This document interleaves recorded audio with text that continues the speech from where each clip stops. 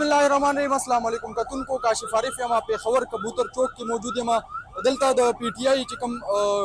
قیادت ته د هغوی لخوا د پرامن ریلي کال ورکړی شوی او د پاکستان تحریک انصاف چې کوم کارکنان دي هغه راوتي وو موټر سایکل ریلي وه کار ریلي وه د راتلونکي 8 فروری باندې چې کوم انتخابات دي د هغې دپاره هغوی ریلي کوله بیا که موږ وګورو دلته دغه د پولیس لخوا یو لوی نفري په دغه رنګ روډ باندې یا د رنګ روډ اطرافو ته تعینات کړی شوی وه د پی ټی آی چې کوم کارکنان دي د هغوی ګرفتاري به هم کېده ورسره بیا چې کومه ریلي وه هغه د چې کوم مین روټ و د هغه بدل کړی شو بیا د پی ټی آی لخوا خو هغه ریلي وکړی شو خو د پاکستان تحریک انصاف په سوونو کارکنان چې کوم دي هغه ګرفتار کړی شو موږ به دلته د پاکستان تحریک انصاف د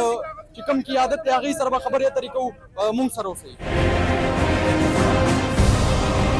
جی عرفان بھائی نن چې کومه ریلي وشوه نو تاسو که د څه د کال ورکړی چې دومره پولیس تاسو ته راله ګوره جی په ټول پاکستان کې تاسو ته پته ده نن د پاکستان تحریک انصاف پرامن اکټیویټي وه په ټول پاکستان کې پرامن ریلیانې وې د عمران خان صاحب په کال باندې وو موږ هم نن راوتي یو چې په پاکستان کې یو قانون دی یو ریاست دی یو قانون دی خو نن تاسو وکتل نورو پارټیو ته مکمل پروټوکول ورکړی کېږي پولیس هغوی دپاره روډونه بندوي د هغوی جلسې ډکوي هغوی هر څه کوي او زموږ دپاره دا نظام دی چې د تحریک انصاف کارکن سړک ته نشي راوتی کارنر میټینګ نشي کولی